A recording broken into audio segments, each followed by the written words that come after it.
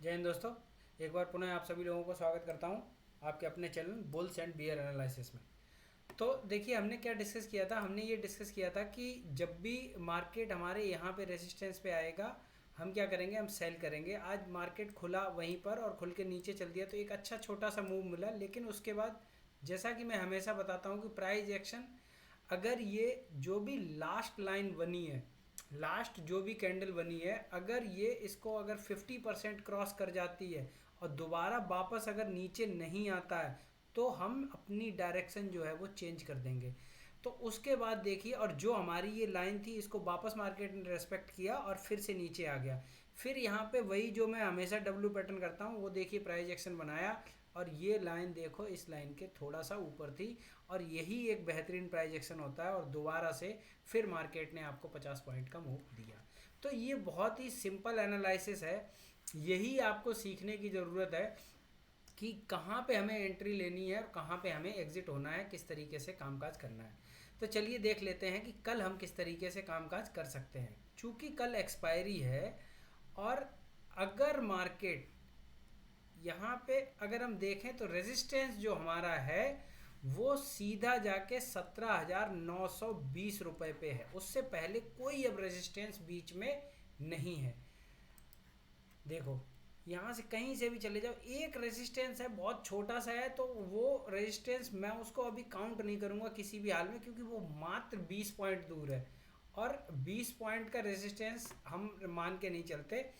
वो करीब यहाँ पे अगर मैं मान के चलूँ तो कितना है, यहाँ पे लगभग 17,840 पे एक रेसिस्टेंस है। तो 17,840 तो ये खुलते ही ऐसे मार देगा। लेकिन हमें क्या करना है, अगर ये मार्केट, पहली बात, अगर नॉर्मल खुलता है जैसे आज खुला था, आज जैसे कि ये खुला खुल के नीचे चला गया, फिर तो मज़ा ही आ जाएगा, फिर तो कोई दिक्कत वाली बात ही नहीं है। अगर मार्केट खुले और इस लाइन को तोड़ के ये नीचे आए, यहाँ पे कहीं पे इस लाइन पे, यानी कि 17,780 के आसपास से, 80 से लेकर 17,770 तक अगर कहीं पे सपोर्ट ले और सपोर्ट लेने के बाद ये 20 पॉइंट करीब छोड़ देना, ठीक है। ये 20 पॉइंट को आप माइनस कर देना, यहाँ पे एंट्री नहीं लेनी। उसके बाद जब ये लाइन क्रॉस करे, जो मैंने ये लाइन खींच रखी ये वाली, ये 17,800 जैसे ही क्रॉस करेगा हम इसमें बैठ जाएंगे इस ट्रेड में। और फिर ऑल द वे तक हमारे टारगेट जो है वो 17,920 के हैं। स्टॉप लॉस जो यहाँ पे 17,780 से जो चल के आएगा, यही 20 से लेकर सिर्फ 25 पॉइंट का हमारा स्टॉप लॉस है। क्या होगा कि अगर मार्केट खुलता है और खुलने के बाद मार्केट यहीं कहीं रहता है, मार्केट कोई भी मतलब आपको मूव ही नहीं देता है, तब फिर क्या करोगे। मान लो मार्केट खुला, खुला थोड़ा सा ऊपर गया, फिर नीचे आ गया, फिर मार्केट नीचे गया और फिर यहाँ पे फिर 780 तक आया और फिर ऊपर आ गया और फिर मार्केट यहाँ पे घूमना शुरू कर देता है।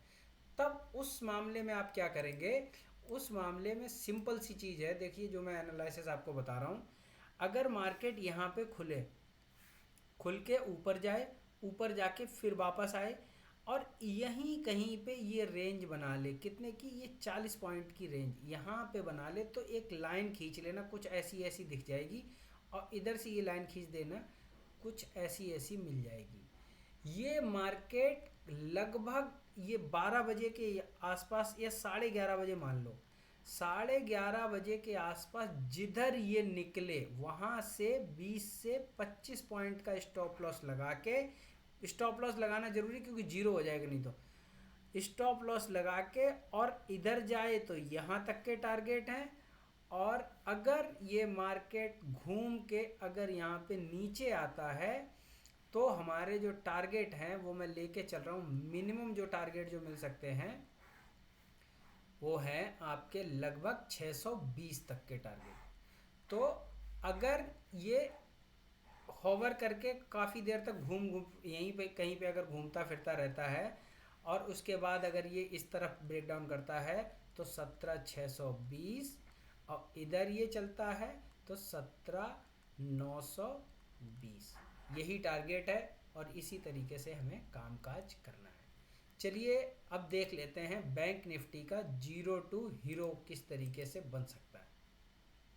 तो मार्केट ने अच्छा मूव दिया यहाँ से, उसके बाद ये देखिए कितनी बेहतरीन एक कैंडल बनी। मैं थोड़ा और उम्मीद कर रहा था, मैं ये उम्मीद कर रहा था कि ये मार्केट आज आएगा और यहाँ तक मैं सोच रहा था यहाँ से वापस होगा लगभग। तो मैं ये यहाँ पर 42,360 का करीब लो मान रहा था और यहाँ से मैं ये सोचता था। एक बार मुझे लगा कि ये जब कैंडल यहाँ गई उसके बाद जब इसने एनगल्फ कर लिया तो मुझे लगा कि ये आप यहाँ तक पहुँच जाएगा, लेकिन ये एक तरीके का ट्रैप था और ये इसने तुरंत ही अगली कैंडल में इसको क्रॉस कर दिया और फिर उसके बाद प्राइस एक्शन बनाता हुआ धीरे धीरे धीरे ऊपर लग गया। एक जगह पे मुझे आज कॉल जो मेरे समझ में आई as per the price action मैंने जो दी थी और मैंने टेलीग्राम चैनल पे भी दी थी, वो कॉल थी जब ये मार्केट यहाँ से ऊपर गया यहाँ पे जाके और इस वाली कैंडल पे जब था तब ये यहाँ पे नीचे आया था। तो यहाँ पे एक जो हमारा एम पैटर्न है जिसकी हम तलाश करते थे वो यहाँ पे हमें मिला।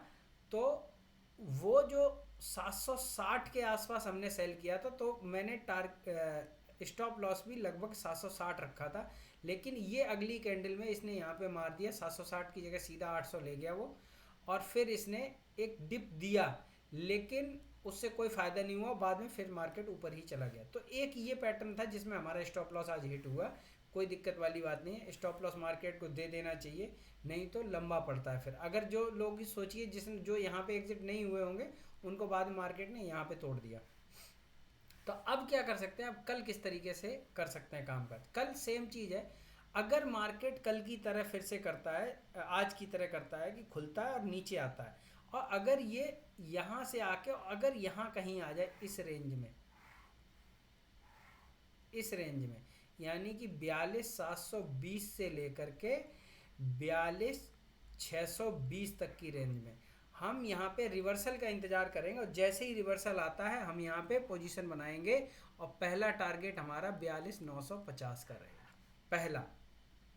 ये यहाँ पे अगर यहाँ से कोई रिवर्सल आता है, तो अगर मार्केट यहाँ से खुल के और डायरेक्ट ऊपर चलती है तो फिर हमारा क्या है कि हम वेट करेंगे थोड़ी देर और हम इंतज़ार ये करेंगे कि मार्केट जो है वो थोड़ी देर कम से कम इसी एरिया में, अगर ये इसको तोड़ दे तो इस एरिया में ही वेट करे कम से कम लगभग 11 साढ़े 11 बजे तक।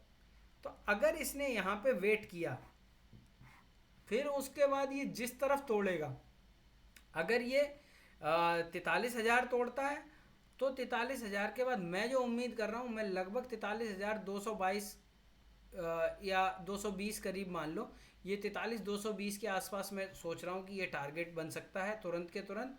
और अगर ये नीचे अगर तोड़ता है तो बढ़िया अच्छे टारगेट जो मिलेंगे वो ये होंगे लगभग 42,480 के आसपास। तो ये यहाँ पे दोनों तरफ बहुत अच्छे मूव हैं, और मैं गारंटी ले सकता हूँ कि ये जो 20 रुपये का जो आप ऑप्शन खरीदोगे इस टाइम पे, जब ये अच्छे से यहाँ मूव कर लेगा इस एरिया में, तब उस समय आप जो भी 20 रुपये का 20 से लेकर 40 रुपये का जो भी प्रीमियम दोगे वो या तो ज़ीरो हो जाएगा, और अगर आप सही डायरेक्शन में गए और उसी डायरेक्शन में अगर मार्केट निकला तो ये कम से कम 220 बनने की क्षमता रखता है अगर ऊपर गया तो, और नीचे गया तो कम से कम ये 20 से 40 रुपए का प्रीमियम आपका 330 रुपए का बन जाएगा। इस तरीके से आपको ट्रेड करनी है, ठीक है।